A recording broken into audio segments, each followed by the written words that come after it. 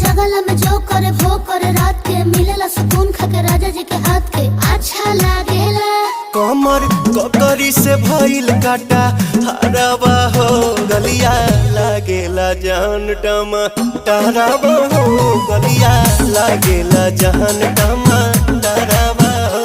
कहे तोर गया तुझको मैं पार करना अपने खाला पहले हम के खिया करना तबे भइल बा कमरिया मोर चाह करना तबे भइल बा कमरिया मोर चाह करना चाह करना।